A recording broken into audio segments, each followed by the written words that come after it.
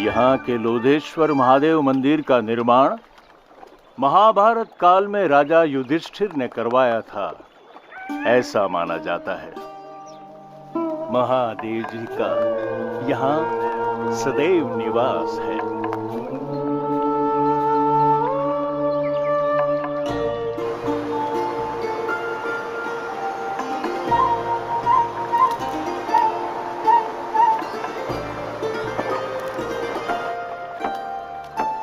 निडर, निशंक और निश्चल गति से अविरत यात्रा कर रहे नीलकंठ वर्णी की जीवन शैली एक योगी की परिभाषा को जैसे उन्नत कर रही थी। जो कुछ भी भोजन मिले उससे निर्वाह कर लेना उनकी आदत बन चुकी थी। एक ब्रह्मचारी की तरह आसन मुद्रा में ही निद्राधीन होना उनका नियम बन चुका था और मुमुक्षुओं की खोज में चलते रहना उनका नित्य क्रम।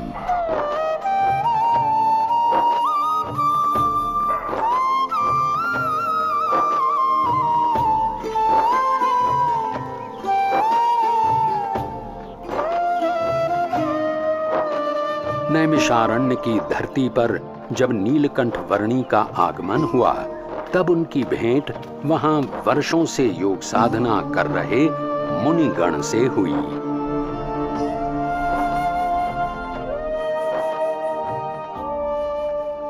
आपकी उपस्थिति से ही प्रतीत हो गया कि हमारी वर्षों की योग साधना सार्थक हो गई, अर्थपूर्ण हो गई। योग साधना की अर्थपूर्णता तब होती है जब योगी ब्राह्मी स्थिति को प्राप्त कर प्रत्यक्ष परब्रह्म में जुड़ जाए, ऐसा भगवत गीता में कहा गया है।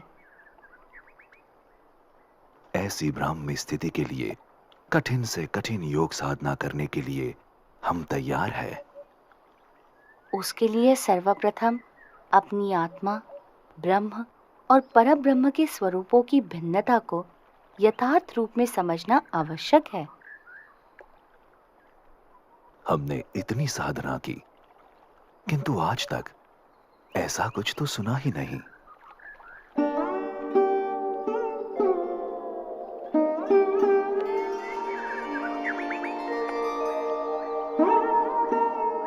बाल योगी, आपके विचारों में कुछ नवीनता है। हमारी अभिलाषा है कि आप सदैव हमारे साथ यहीं रहें। वैसे भी इस नैमिषारण्य से अच्छा स्थान इस पृथ्वी पर कहीं नहीं है। ऋषिवर, जहां भी भगवान या उनके सच्चे ब्रह्म स्वरूप सत्पुरुष की निश्रा है, वैसा हर एक स्थान नैमिषारण्य तीर्थ के समान ही है। नैमिषारण्य से चल पड़े नीलकंठ वर्णी सहजापुर आ पहुंचे।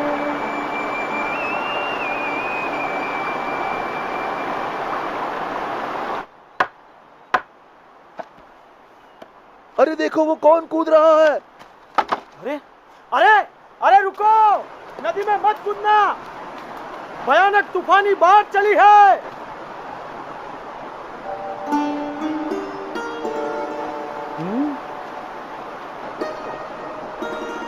अरे कूदे तो मर जाओगे, वापस आओ, रुक जाओ, ठहरो, मर जाओगे।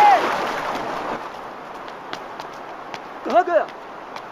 लगता है पानी के भंवरों ने उसे खींच लिया, डुबो दिया। इतनी भयानक बाढ़, उसका जीवित रहना असंभव है। मर गया बेचारा। कहाँ गया वो बच्चा? कहीं नजर नहीं आ रहा। राम राम। मर गया बेचारा।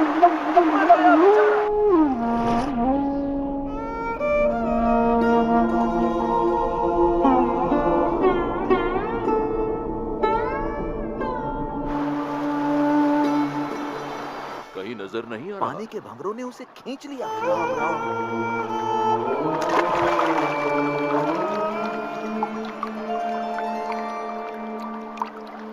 भयानक बाढ़ में उसका जीवित रहना असंभव है। बेचारा। अरे ये नहीं कौन होगा ये कैसे बच गया?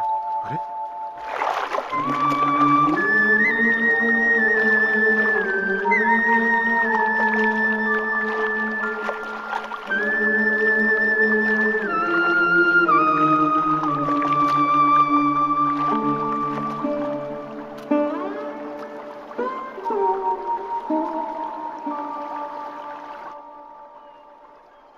आप इतनी सहजता से इतनी तूफानी बाढ़ में कैसे कूद गए?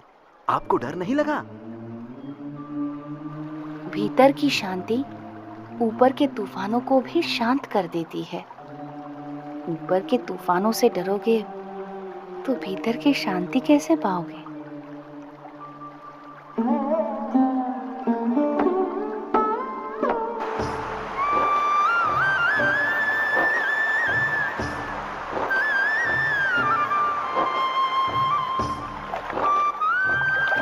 नीलकंठ वर्णी के निरंतर अथक रूप से चलते चरण उन्हें जहां भी ले जाते थे, वहां कोई न कोई किसी न किसी रूप में उनसे जुड़ जाता था।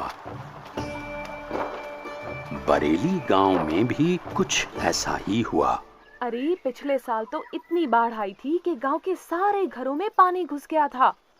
यहाँ तक कि हमारे खेतों में भी फसल बर्बाद होते होते रह गई थी। हम भी अपनी भेड़ बकरियों को बड़ी मुसीबत से बचा पाए थे। वैसे भी कुदरत के सामने हम क्या कर सकते हैं? जो भगवान चाहेंगे वही होगा।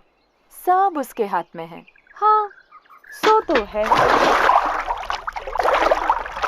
हरि करे सो होय जगत में, हरि करे सो होय। चाहे करे नर कोटि उपाय, करता दूजो कोय जगत में हरि। अरे रुक क्यों गई? गाना। हाँ? कितना प्यारा बच्चा है। केवल बच्चा है या कुछ इतना छोटा बालक और योगी?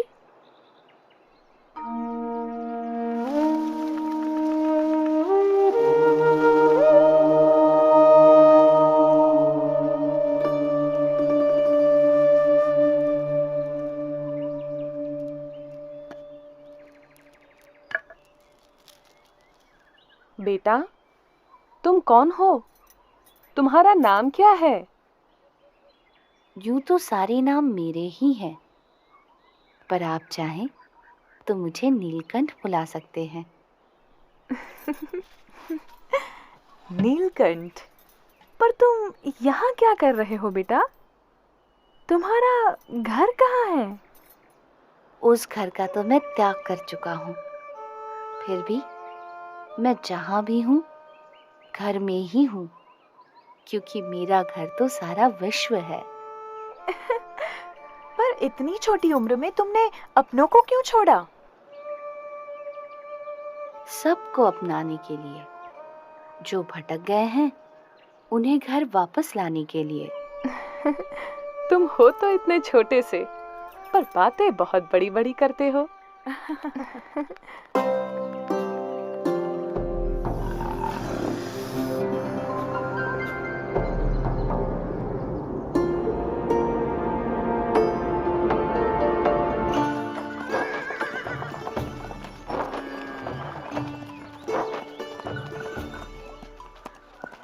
भैया, यहाँ आसपास में कोई जगह है जहाँ नारद जी ने तपश्चर्या की थी? हाँ, उस जगह का नाम ही नारद वन है। यहीं से उस तरफ का रास्ता पड़ता है। अरे वो बच्चा अकेला जा रहा है। किंतु तुम्हारा अकेले वहां जाना ठीक नहीं होगा। बड़ी भयानक जगह है। नीलकंठ वर्णी ऐसे भयानक वनों में भी सहज रूप से चले जाते थे, जहां दिन में भी सूरज की किरणें प्रवेश नहीं कर सकती थीं।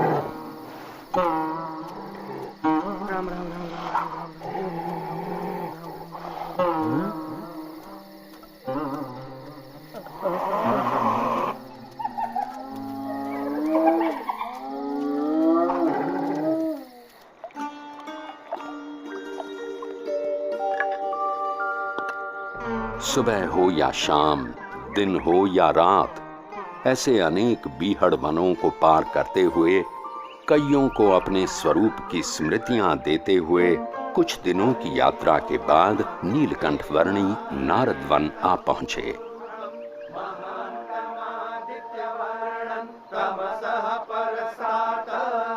तमेव विदित्वाति मृत्युमेति नान्यः पन्था विद्यते पुरुष एवेदगुं।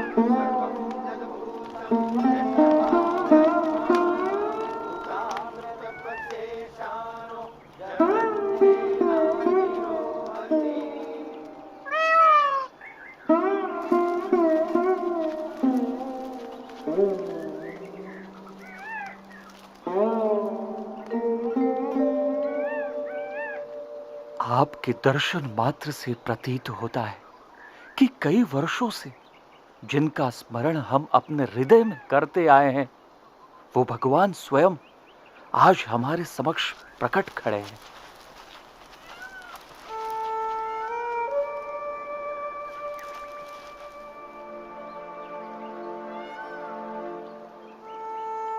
आप सबने परमात्मा की प्राप्ति का जो मार्ग चुना है, उसी में मनुष्य जीवन की सार्थकता है। ये मार्ग विकट है, पर हमें इस मार्ग पर चलते रहना है। चाहे कितनी भी समस्याएं आए, कितनी भी बाधाएं आए, और मृत्यु भी क्यों न आ जाए, किसी भी परिस्थिति में हमें उठ खड़ा होना है। सच्चे भाव से, सच्ची लगन से परमात्मा प्राप्ति के मार्ग पर चलते रहना है, तो परमात्मा कृपा करके हर अंधेरे को दूर कर हमारे जीवन में उनकी प्राप्ति की सुबह लाएंगे। नीलकंठ वर्णी की कल्याण यात्रा में कई ऐसे लोग थे जिन्होंने उनकी सेवा का अवसर जाने न दिया। ये भी ग्रहण कीजिए। चाहे वो कोई सामान्य भाविक जन हो या फिर स्वयं गंगा जी भी क्यों न हो।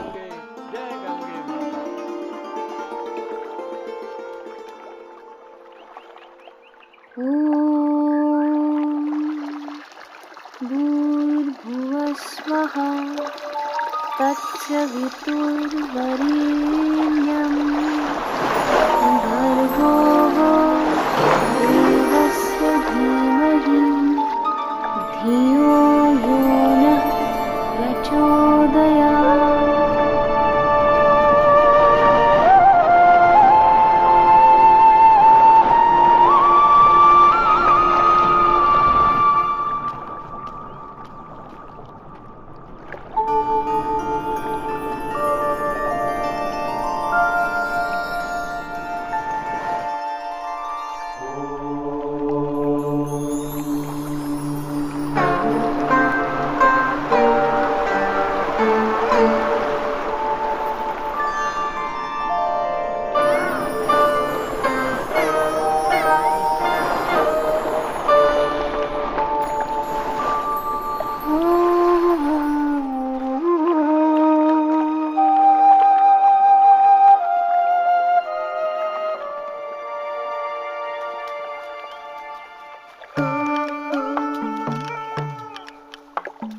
संत मिले कर थाम करावे प्रभु पद में दृढ़ प्रीति।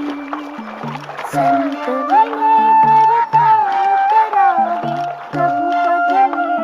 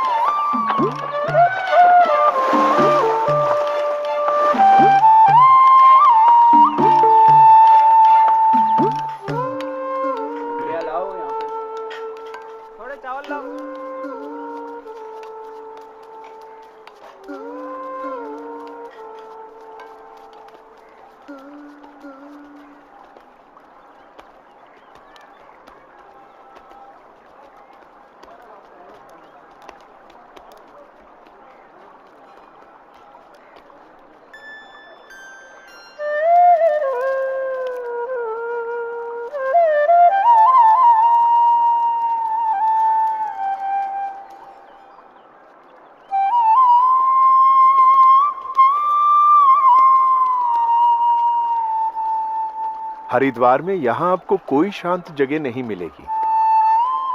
मेरे साथ आइए, मैं आपको ऐसी जगह ले चलता हूं जहां शांति हो, एकांत हो।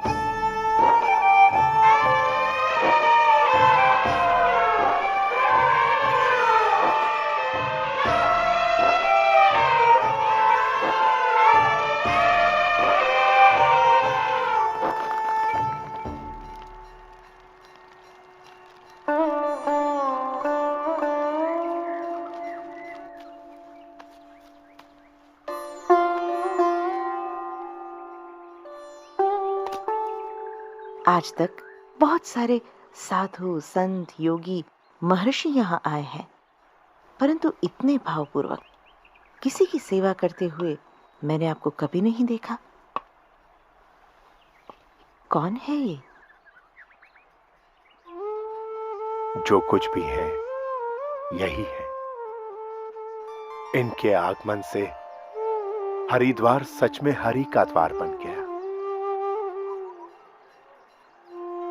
हाँ?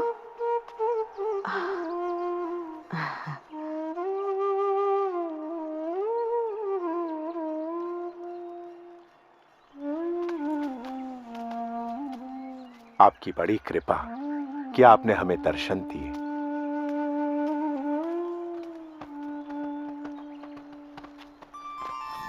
सबकी भक्ति का स्वीकार करना और ज्ञान की परम अवस्था में रहते हुए भी भक्ति का एक भी अवसर जाने न देना, वो नीलकंठ वर्णी की निजी रीत थी।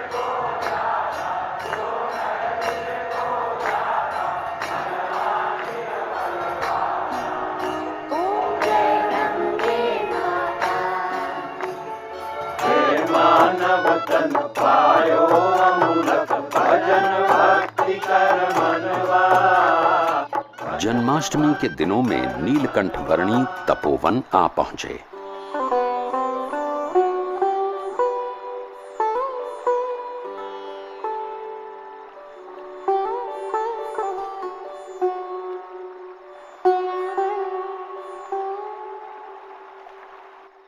इस तपोवन में रम्यक मुनि और ध्रुव जी से लेकर आज तक बहुत ऋषियों ने तपश्चर्या की है, पर हम लोग सबसे अधिक भाग्यशाली है कि स्वयं आप हमें कल्याण प्रदान करने के लिए यहाँ पधारे।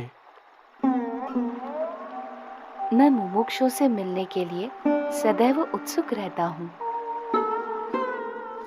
धन्यवाद प्रभु। यहाँ ऋषिकेश में भगवान श्री राम के भाई लक्ष्मण जी ने तपश्चर्या की थी, इसलिए यह मंदिर लक्ष्मण मंदिर के नाम से प्रचलित है। यहाँ उपवित परिवर्तन करने की विशेष महिमा है। मनुष्यों और परमात्मा के बीच का एक मार्ग प्रस्थापित करने के लिए कटिबद्ध और भवसागर में डूब रहे जीवों को उबारने के लिए संकल्पबद्ध नीलकंठ वर्णी ने गढ़वाल प्रदेश में अपनी कल्याण यात्रा को आगे बढ़ाया।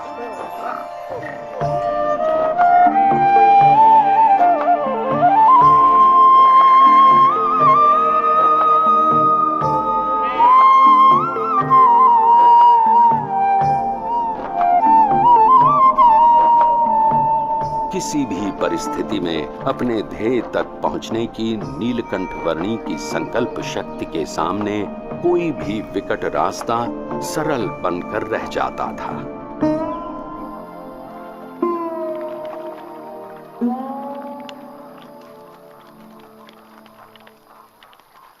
अरे उस बच्चे को देखो, इतनी ठंड में इतने कम कपड़े, ये जिंदा कैसे रहता होगा? प्रकृति की हर कठिनाई को हंसते मुंह सहकर भी प्रकृति के तत्वों का आनंद लेते रहना नीलकंठ वर्णी के लिए सहज था। उनकी ये विलक्षणता कभी-कभी प्रकृति के तत्वों में भी ऊर्जा का संचार कर देती थी।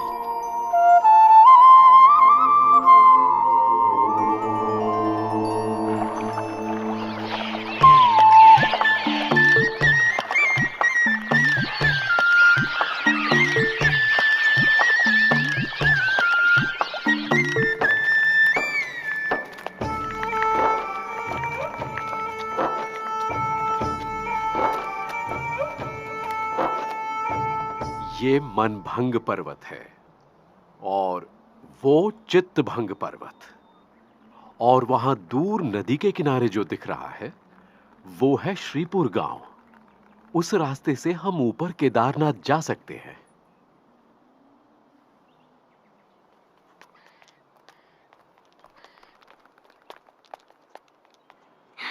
ये क्या बना रहे हो? ये जीव है और ये ईश्वर है, और ये उनके ऊपर माया का घोर अंधकार। ये क्या? और माया से भी पर ये है ब्रह्म, और सबसे पर परब्रह्म। ये क्या देख रहा है?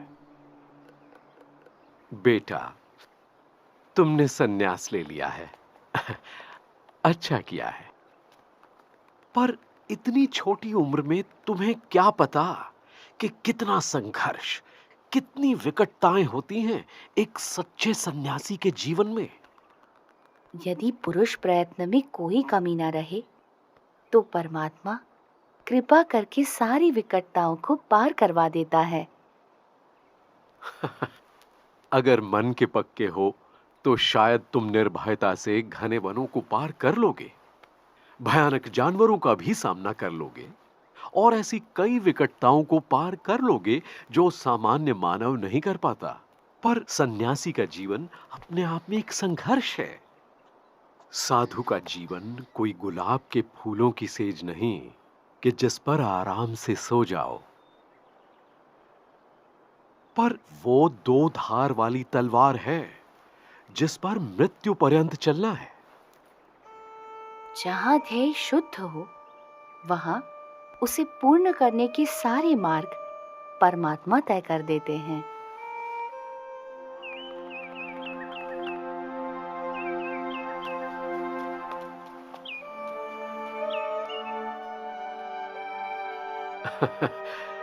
बच्चा है पर मन का पक्का है।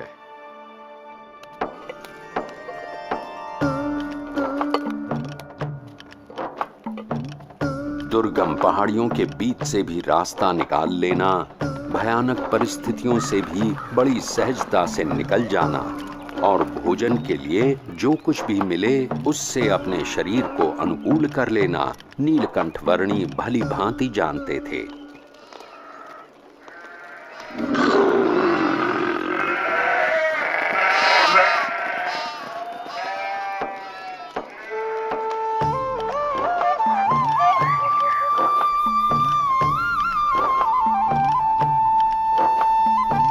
अपनी कल्याण यात्रा के दौरान नीलकंठ वर्णी श्रीपुर आ पहुंचे। प्रणाम महंत जी। आशीर्वाद। स्वस्थ तो हो ना? हाँ, प्रणाम। शुभम भवतु। कल्याण। ईश्वर मंगल करे। बाल योगी है, सुबह से यहीं ठहरे हैं।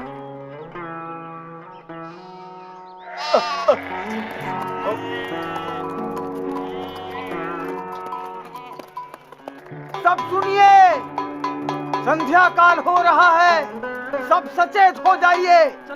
अपने मवेशियों को घर के अंदर ले लीजिए, बच्चों को भी ले लीजिए, सचेत रहिए।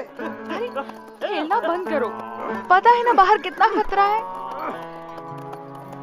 घर का ताला अंदर से बंद कर लेना, कोई बाहर ना निकले, ध्यान रखना। चलो चलो जल्दी करो। चलो जल्दी जल्दी सब कुछ अंदर रख दो। चलो चलो जल्दी करो। मैंने इस तरफ के दरवाजे बंद कर दिए हैं। फिर भी सब बंद कर दिया है। चलो जरा जल्दी करो। चलो चलो तुम जल्दी पीछे करो। के सारे दरवाजे भी बंद कर दो। हाँ भैया। अरे कोई खिड़कियां भी खुली मत छोड़ना। अरे सामान आने के बाद अपने सभी लोगों को अंदर बुला लो, कोई बाहर ना रह जाए। बेटे, मैं इस कमलेश्वर मठ का महंत हूं। अंधेरा हो रहा है और रात बहुत डरावनी होगी। मठ के अंदर आकर रहो। अंतर का उजास बाहर के अंधेरे से डरने ही नहीं देता। अच्छा, अगर मठ में रहना नहीं चाहते हो तो फिर श्रीपुर गांव में कोई और ठिकाना ढूंढ लो, लेकिन यहां मत रुको। मैं बस्ती से दूर एकांत में रहना अधिक पसंद करता हूँ। लेकिन यहां रुकने में खतरा है। यहां रात में खूंखार जानवर आते रहते हैं। इंसान हो या मवेशी, किसी का भी शिकार कर लेते हैं। यहां रात की हवा में मृत्यु मंडराती रहती है। तो आपका कहना है कि मृत्यु आपके मठ में प्रवेश नहीं कर सकती? क्या आपके किवाड़ या दीवार मृत्यु को रोक सकते हैं? मृत्यु को तो कोई नहीं रोक सकता मेरे बच्चे, लेकिन सामने से मृत्यु को गले लगाना भी तो उचित नहीं। यदि मृत्यु को कोई रोक ही नहीं सकता तो उससे डरना भी क्यों? जीवन से मोह ही भय का कारण है। जहां मोह नहीं वहां भय नहीं। तुम बालक भी हो और योगी भी। अब बाल हठ और योगी हठ दोनों को तो मैं नहीं छुड़वा सकता। वैसे मठ में सदैव तुम्हारा स्वागत है। मन करे तो चले आना।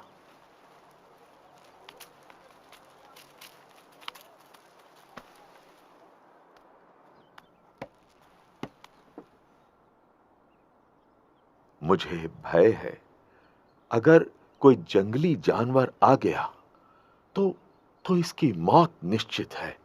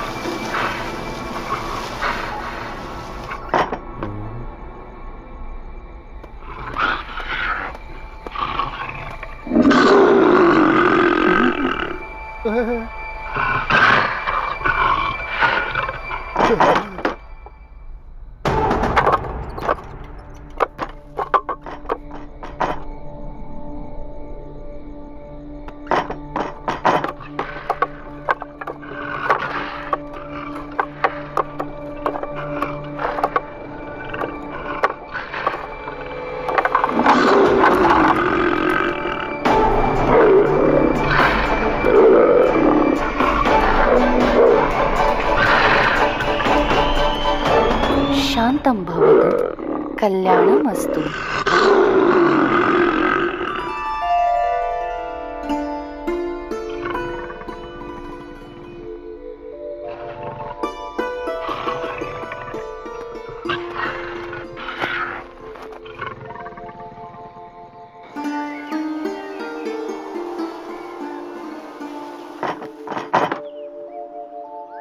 ये क्या? मैं ये क्या देख रहा हूं? अकल्पनीय। जहां दिव्य प्रेम हो वहां भय नहीं हो सकता।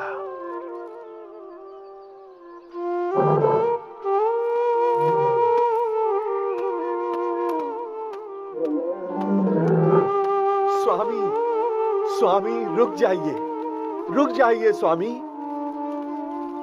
स्वामी, स्वामी अब आप कहीं न जाइए। ये मेरा मठ, मेरी महंती, मैं स्वयं, सब कुछ आपका है स्वामी। कृपया स्वीकार कीजिए, स्वीकार कीजिए। मेरा मठ तो सारा विश्व है। उस मठ को छोड़कर मैं इस मठ को कैसे स्वीकार कर सकता हूँ? और इन सब में ही बंधे रहना होता तो घर का त्याग ही क्यों करता? प्रभु, हमारा प्रेम स्वीकार कर यहीं रुक जाइए और हमें आपकी सेवा का मौका दीजिए। जब तुम दूसरों की सेवा करते हो तो मेरी ही सेवा करते हो। जब तुम दूसरों को प्रेम करते हो तो मुझे ही प्रेम करते हो। हरेक जीव में बसे परमात्मा के स्वरूप का आदर करना और उस आदर से हरेक को समान भाव से अपनाकर कल्याण के मार्ग पर प्रेरित करना, वो नीलकंठ वर्णी की अनूठी शैली थी। नीलकंठ वर्णी किसी भी प्रकार के भय से मुक्त थे और दिव्य प्रेम से युक्त थे, और इसीलिए कोई भी मुमुक्षु जीव बड़ी सहजता से नीलकंठ वर्णी से जुड़ जाता था।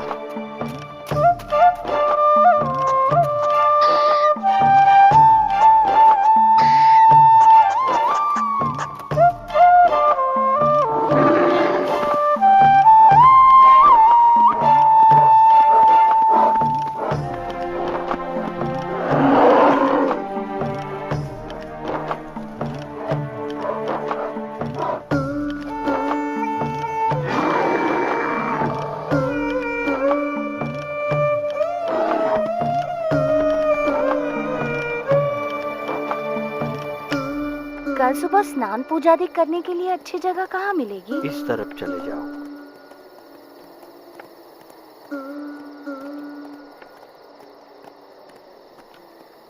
गंगे च यमुने चैव गोदावरी सरस्वती स्नानं करोमि ते जलैः अन्नं चतुर्विधं स्वादु भोज्यं समर्पयामि।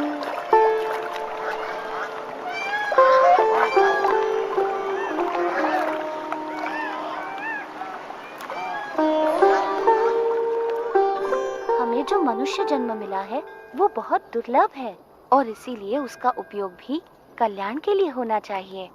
संसार सिंधु तरन को नैया भक्ति हरि की कर ले भैया। संसार सिंधु तरन को नैया भक्ति हरि की कर ले भैया। अंत समय हरि मुक्ति दिलावै बिनु हरि के कछु काम न आवे। अंत समय हरि मुक्ति दिलावै बिनु हरि के कछु काम न आवे। अंत समय हरि मुक्ति दिलावै बिनु हरि के कछु काम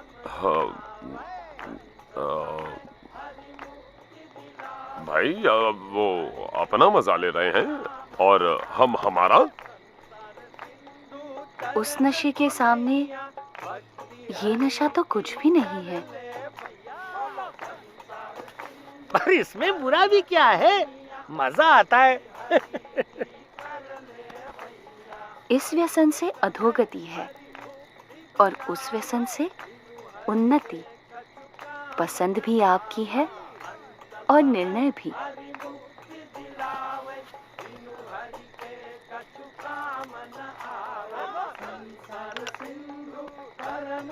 नैया भक्ति हरि की कर ले भैया।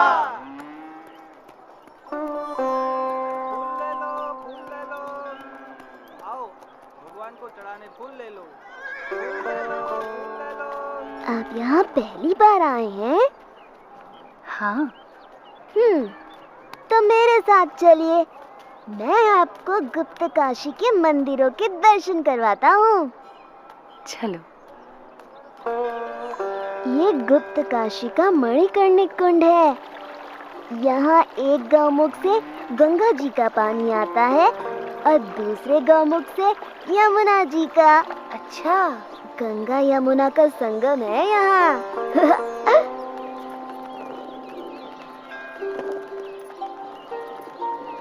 ये विश्वनाथ मंदिर है और ये पास में है अर्धनारीश्वर मंदिर। अब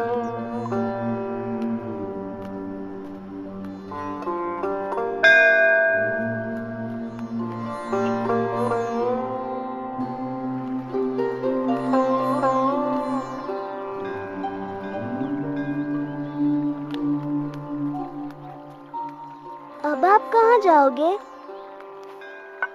गुप्त प्रयाग और त्रियुगी नारायण से होते हुए गौरी कुंड और वहां से केदारनाथ। इतना दूर?